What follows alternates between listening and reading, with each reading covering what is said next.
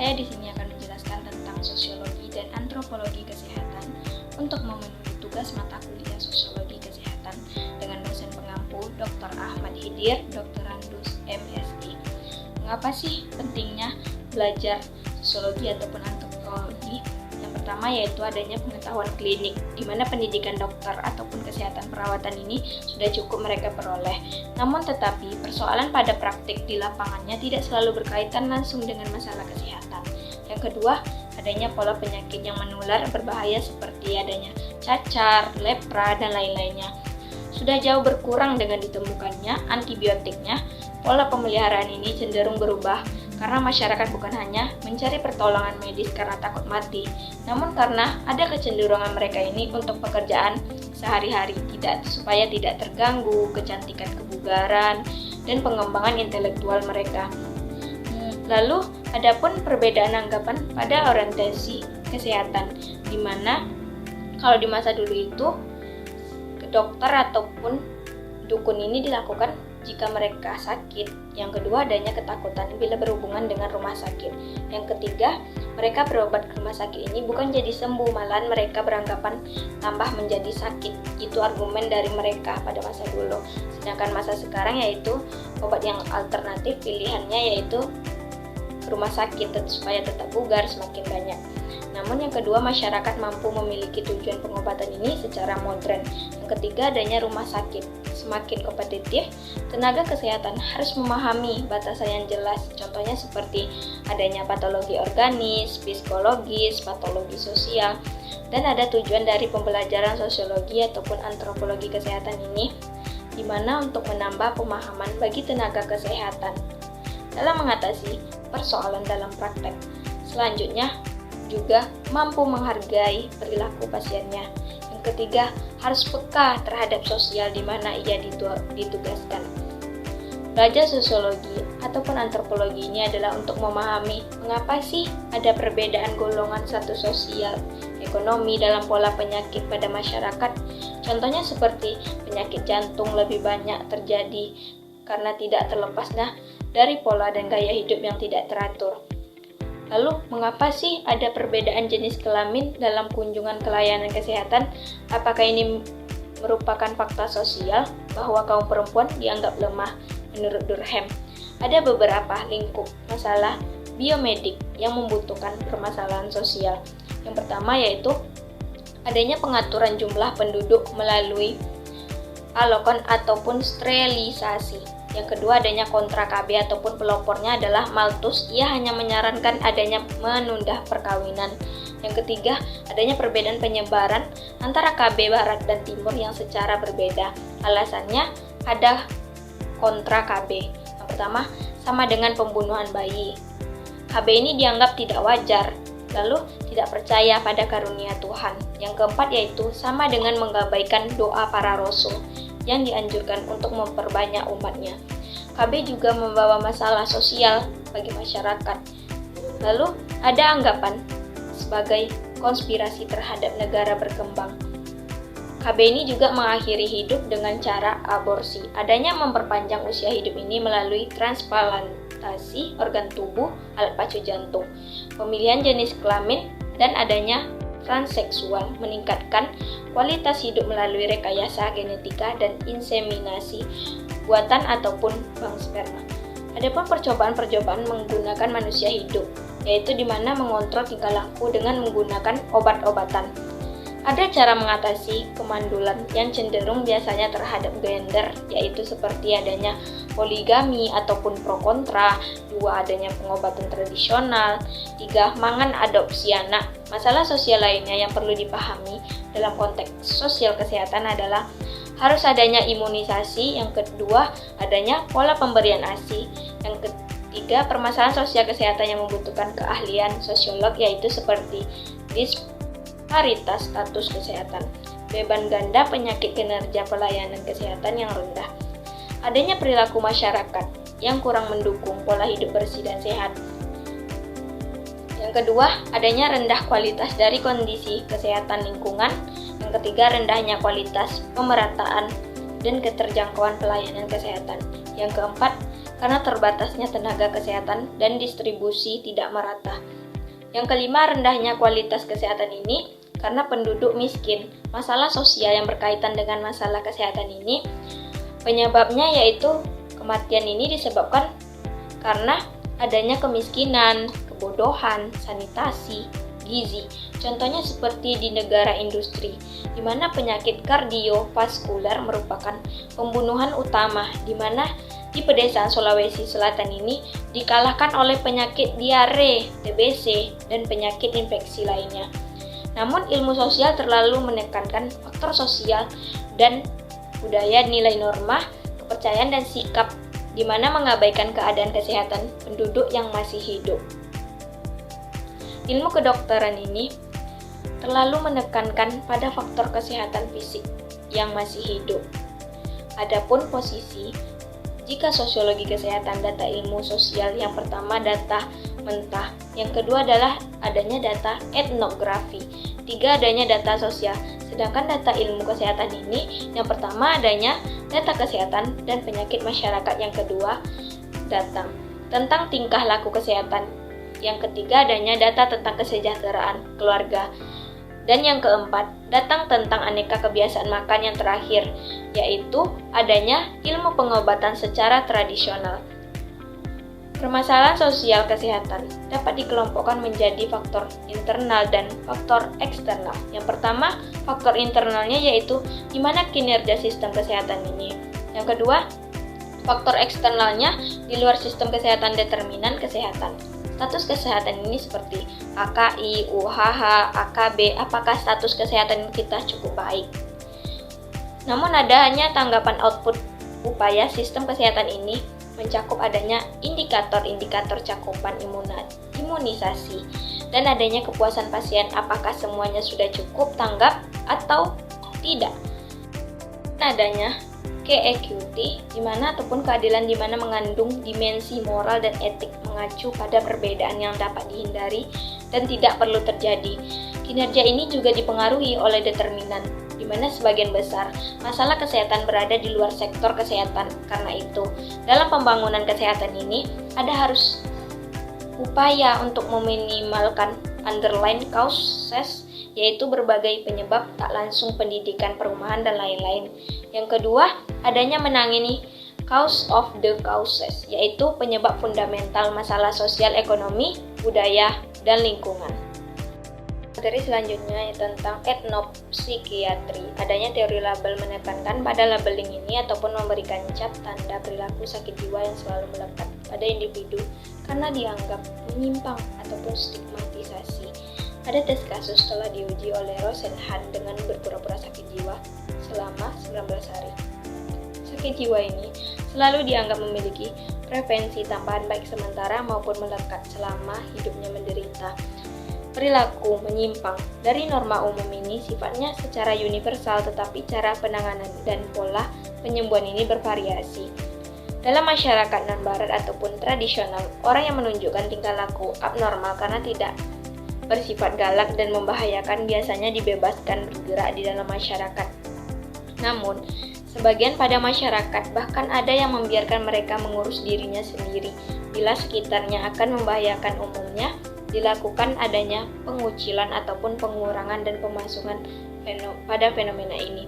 Banyak ditemui di kalangan bangsa Afrika, India, Asia Barat, hingga Indonesia ataupun Malaysia.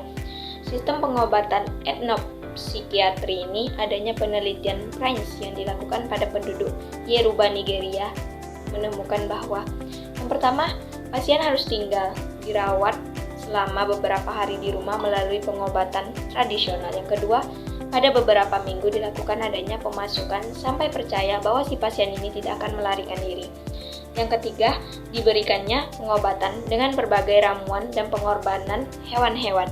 Yang keempat, kadang-kadang saman ataupun dukun ini melakukan praktek trans untuk masuk ke dalam alam roh si penderita ini dengan tujuan untuk berdialog dengan si roh jahat yang menghuni jasad si penderita. 5. Bila pasien ini dianggap sembuh, adanya dilakukan upacara pelepasan yang umumnya dilakukan di tepi sungai yang meliputi seperti adanya penghormatan darah, yakni pembersihan pasien secara simbolik yang merupakan lambang kematian dan kelahiran kembali dalam kehidupan barunya menurut Prince. Peranan dokter sebagai penyembuh dan pasien yang pertama yaitu terbatas ataupun secara universal, di mana dalam banyak masyarakat ini jumlah pengobat sangat terbatas jumlahnya, sedangkan jumlah pasien ini sangat banyak secara universal, secara permanen ataupun temporer, di mana bagi penyembuh peranan ini dilakukan secara permanen, sementara bagi si pasien ini peran ini hanya temporer saja. Yang ketiga, atasan ataupun bawaan ini, di mana sifatnya hubungan yang menguasai dan mentaati penyembuh yang memberikan instruksi dan larangan, sementara pasien dalam posisi pasif dan harus mentaatinya. Yang keempat, adanya sukarela dan sukarela, hubungan antara penyembuh dalam konteks penyembuhan biasanya lebih bersifat sukarela, sementara bagi si pasien ini umumnya cenderung dan sukarela. Spesialisasi dan pendidikan, di mana yang pertama yaitu adanya penyembuh modern bersifat sangat spesialisasi, contohnya seperti spesialis mata, internis, dan lain-lainnya. Yang kedua, adanya ROS belajar melalui sistem pendidikan formal dan cenderung ini bersifat pribadi. 3. Sistem pembayaran ini secara baku dan diatur secara ketat. 4. Adanya lulusan dilakukan upacara dan praktek lapangan yang dilakukan secara formal. Adapun terdapat spesialisasi tetapi seringkali kabur dan tumpang tindih, misalnya seperti dukun urut, dukun bayi, ataupun dukun patah tulang, dukun ramuan, dan dukun peramal. Adanya proses pendidikan melalui sistem informal ini yaitu belajar pada yang lebih senior dan dalam jangka waktu yang lama. Sistem pembayaran ini ada bersifat hadiahnya, lalu lulusan dilakukan upacara inisiasi yang dilakukan secara informal. Adanya dapat sertifikat ataupun status diberikan secara formal dari lembaga profesi medis sendiri. Cinta profesional ini ditandai dengan laku pakaian dan berbagai jenis perlengkapan. Stereotipe yang muncul ada penyambung modern dianggap mata duitan. Hubungan seringkali bersifat temporer yang berpolakan pamrih dan imbal jasa. Sertifikat ataupun status ini diberikan secara ritual dengan berbagai jenis tarian dan ritual magis. Citra profesional ini ditandai dengan objek ritual seperti bulu-bulu taring, bunyi-bunyian, dan tepung sari. Stereotipe ini muncul karena penyembuh tradisional ini dianggap sebagai dewa ataupun penolong. Hubungan ini seringkali bersifat patren yang berpolakan adanya utang budi dan kesetiaan. Stereotipe ini tidak seluruhnya benar karena penyembuh tradisional ini pun dalam budaya-budaya tertentu bahkan juga menuntut imbalan yang sangat besar. Contohnya seperti di kalangan orang Eskimo di Alaska, di mana meminta pembayaran yang bila disetujui adalah menawarkan istri atau anak perempuannya sebagai pasangan seksual menurut Spencer. Yang kedua, adanya untuk meningkatkan kepercayaan pasien. Seringkali juga melakukan praktek pengelabuan pada si pasien. Yang ketiga, dukun seringkali melakukan spionase ataupun menggigit lidahnya untuk mengeluarkan darah sebagai kesan proses penyembuhan. Yang keempat, dokter juga sering menggunakan placebo, adanya bahan kimia yang tidak aktif untuk efek menenangkan pasien ini. Sikap publiknya yaitu di mana yang pertama, penyembuh modern ataupun dokter ini dianggap sebagai dewa penolong, tetapi sering juga masyarakat kecewa karena terjadinya pelanggaran kode etik dan malpraktek. Yang kedua, adanya pengobatan oleh dokter, umumnya dilakukan dalam tempat khusus dan tertutup. Yang ketiga, sangat pribadi dan adanya kekhawatiran dari sebagian masyarakat ataupun penyalahgunaan wewenang. Yang keempat, adanya penyebut tradisional ini sering juga dianggap sebagai dewa penolong, tetapi pada sisi lain dianggap makhluk yang berbahaya karena sebaiknya perlu dihindari bila bermasalah dengannya karena dikhawatirkan dengan kekuatan magisnya itu sendiri. Kelima, pengobatan oleh dukun ini seringkali dilakukan tempat terbuka yang kadangnya diikuti dengan berbagai ritual dan tarian secara terbuka. Adapun pandangan keliru antara dunia medik modern, di mana hasil riset menjelaskan bahwa seringkali tenaga dokter ini memiliki mengasumsikan bahwa pasien ini telah paham implikasi pengobatan dan perawatan secara lanjutan. Yang kedua, memiliki stereotipe pribadi yang keliru tentang pasien. Beberapa kelebihan kelemahannya non-barat dan barat, yaitu yang pertama non-barat. Ada beberapa kelebihan dan kelemahannya non-barat, yaitu di mana beberapa farmakopeanya merupakan sumber pengetahuan dari barat. Yang kedua, adanya efek psikologis pengobatan ini cukup efektif. Yang ketiga, adanya kelemahan sistem ini lambat laun makin hilang karena pengobatan tradisional banyak yang tidak memiliki kemampuan baca dan tulis. Sedangkan barat, yang pertama perkembangan dan efeknya penyembuhannya sangat cepat. Yang kedua, tolak ukurnya sangat jelas. Yang ketiga, adanya kelemahannya sistem ini dalam pengobatan seringkali memiliki efek dalam jangka panjang yang baru diketahui beberapa tahun kemudian. Yaitu masalah pangan dan gizi dalam konteks sosiologi ataupun antropologi kesehatan. Mengapa sih masalah pangan dan gizi ini dianggap penting untuk dikaji oleh sosiologi? Karena disebabkan kelaparan dan kekurangan gizi ini merupakan hambatan yang paling besar bagi perbaikan kualitas kesehatan masyarakat. Karena adanya pola konsumsi dan pola makan ini dipengaruhi oleh budaya dan kebiasaan makan yang menurun. Kekurangan gizi ini dapat menurunkan daya tahan tubuh terhadap infeksi dan penyakit. Kekurangan gizi dapat menyebabkan kemampuan bekerja keras menurun. Adapun dampak dari kurangnya gizi yaitu dampak secara langsungnya, makanan ini tidak seimbang mengakibatkan penyakit secara infeksi tidak langsung. Sedangkan lainnya tidak cukup adanya persediaan pangan, adanya pola asuhan ini tidak memadai, dan sanitasi dari air bersih ataupun pelayanan kesehatan ini pada dasarnya tidak memadai karena dipengaruhi karena kurangnya pendidikan pengetahuan dan keterampilan. Adapun pokok permasalahannya yaitu adanya kekurangan pemberdayaan wanita dan keluarga karena kurang pemanfaatan sumber daya masyarakat, sehingga banyaknya terjadi pengangguran, inflasi, kurang pangan, dan kemiskinan. Akar permasalahan ini yaitu adanya krisis ekonomi, politik, dan sosial, serta kebiasaan ini terjadi karena dipahami dalam konteks budaya yang menyangkut seperti cara memasaknya mungkin berbeda ataupun kurang bersih, selera makan teman kesukaan dan tidak kesukaannya yang secara berbeda, ataupun kepercayaan dan pantangan yang dimana makanan ini dibentuk secara budaya. Maka jadilah proses pemilihan dan penyeleksian jenis makanan sekalipun dalam keadaan darurat. Adapun konsep di mana dibedakan antara nutriment di mana mencakup biokimia suatu zat yang mampu memberikan asupan gizi ini bagi yang menelan, atau food di mana konsep budaya ini mensahkan tidak layaknya suatu zat ini untuk dikonsumsi. Demikian juga kuatnya konstruksi budaya makanan ini sangat suka untuk berubah pola makan tradisional. Konsep tentang sesuatu yang layak dikonsumsi ini sangat bervariasi meskipun banyak bahan tersebut layak secara gizi. Pola seperti ini terjadi karena di berbagai daerah, negara ataupun lainnya dan budaya. Pola penyelesaian ini bisa dilakukan melalui adanya budaya kemudian diperumit lagi dengan adanya selera pribadi meskipun diperbolehkan secara budaya.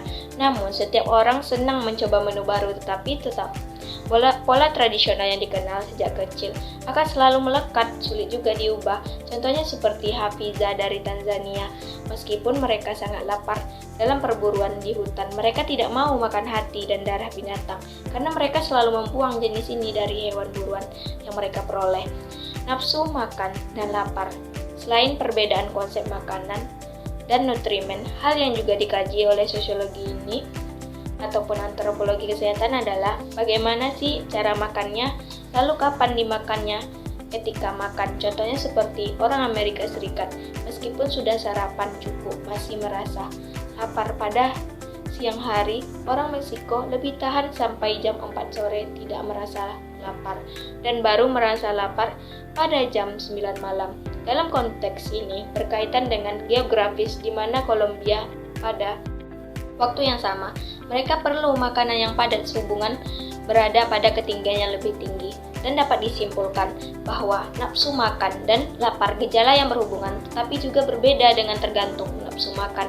Keinginan untuk memuaskan rasa lapar yang secara budaya ini berbeda, namun lapar keadaan fisiologis menggambarkan adanya kekurangan gizi pada tubuh yang sifatnya temporer. Adapun klasifikasi makanan dalam budaya yang pertama yaitu setiap budaya memberikan klasifikasi ataupun bahan makanan ini menyangkut status, misalnya seperti roti dan jagung pada orang Meksiko, di mana beras ini digiling dan non-giling pada orang Vietnam. Namun makanan utamanya ataupun makanan ringan seperti persembahan dan lain-lainnya untuk orang sakit atau orang tua ini, contohnya di Amerika Serikat, di mana menganggap telur ini adalah makanan yang wajar, tetapi cara memasaknya ditentukan untuk setiap waktu makan. Misalnya seperti telur mata sapi hanya dianggap saja untuk sarapan, telur dadar sepertinya cocok untuk makanan malam, di mana makanan universal ini paling digemari adalah telur mata sapi dibandingkan kambing atau babi. Adapun makanan ringan dan berat di mana lemah dan kuat, contohnya seperti orang Prancis dan Italia. Kedua makanan panas dan dingin ini, selain masalah tersebut, banyak budaya dikenal tebu tabu, makanan di mana konteks siklus kehidupan ini seperti pubertas, kehamilan, kelahiran, kesehatan, sakit individu, ritual, dan kepercayaan. Adapun peran makanan dalam konteks budaya di mana makanan sebagai ungkapan, sebagai ikatan sosial, contohnya seperti adanya undangan makan dalam banyak budaya dianggap sebagai lambang persahabatan, namun saling memberi dan kirim makan dalam banyak budaya ini dianggap sebagai wujud ikatan sosial. Tidak memberi makan dianggap sebagai permusuhan, seperti ibu mengancam anaknya yang nakal dengan ancaman tidak memberi makan. Menolak ajakan makan ini dianggap kurang bersahabat, karena dalam banyak budaya, makan bersama dengan sahabat kerabat, masyarakat ada memiliki ketentraman sendiri. Dalam konsep, makanan ini seringkali menjadi hambatan dan konteks ikatan sosial, terutama bagi mereka yang berpergian dan berkunjung pada lain budaya, maka makanan ini seringkali jadi hambatan. Adapun argumen makanan ini sebagai ungkapan kesetiakawanan kelompok dalam banyak pada masyarakat modern untuk menciptakan kebersamaan ini, diciptakan makan bersama dalam meja yang besar melambangkan suatu persahabatan. Namun, dalam masyarakat tradisional, makanan ini bersama dilaksanakan, contohnya seperti berbagai upacara adat, pasca panen, perkawinan, dan lain-lain. Makanan ini juga melambangkan identitas suku bangsa dan nasional. Makanan terkadang menyebabkan kerinduan ataupun homesick yang terkadang membutuhkan biaya mahal. Banyak orang Amerika Serikat hanya sekedar menghilangkan rasa sakitnya. Mereka memerlukan jasa guru untuk mengirimkan bahan makanan yang diinginkannya. Kini tercipta adanya inovasi yaitu revolusi makanan kaleng dan pengawetan makanan. Pola penyakit akibat menu makanan ini di mana dalam perspektif budaya, ciri masakan dalam setiap budaya ini cukup unik dan menarik. Di mana dikaji orang Amerika punya hamburger, orang Prancis kaya akan saus, dan orang Jepang suka makan ikan mentah. Dalam dasawarsa terakhir telah terjadi pergeseran revolusi makanan dari menu tradisional menuju modern ataupun yang mewah. Ciri modern ini ataupun mewah dalam kandungan suratnya sangat kurang, contohnya seperti gandum yang diolah menjadi tepung sangat halus dan berwarna putih, buah-buahan yang kaya serat semakin banyak disisihkan karena adanya makanan kaleng ataupun makanan yang sudah diawetkan, kadangkala dimasak terlalu matang dan sangat lembut. Dampak lainnya seperti revolusi makanan modern ini telah menyebabkan adanya perubahan struktur makanan dari segi kimiawi berakibat dari berbagai penyakit dalam sistem pencernaan. Makanan modern menyebabkan konsumsi gula ini semakin tinggi, maka biaya pengobatan ini semakin adanya kelebihan gula dan kerusakan gigi menjadi meningkat karena penyakit peradaban ini ditandai dengan pola peralihan gaya hidup dan pola makan. Adapun pola pekerjaan lebih banyak bersifat sedenter, di mana ditandai dengan banyak duduk, konsumsi kalori yang juga ditandai dengan obesitas. Obesitas dalam sebagian budaya dianggap sebagai lambang kemakmuran, identik dengan kegendutan para senator Romawi yang gendut-gendut ini dibanding rakyat jelata. Namun, pola sedenter ini juga banyak dilakukan oleh para petani modern dengan hanya duduk di traktornya, jutaan pekerja kantor sama sekali tidak punya kegiatan jasmani dan hanya bergerak sedikit dan jarak pendeknya, contohnya seperti bergegas, mengejar bus, ataupun berjalan antar ruangan. Baiklah, terima kasih, hanya itu yang dapat saya sampaikan. Lebih dan kurang saya mohon maaf. Wassalamualaikum warahmatullahi wabarakatuh.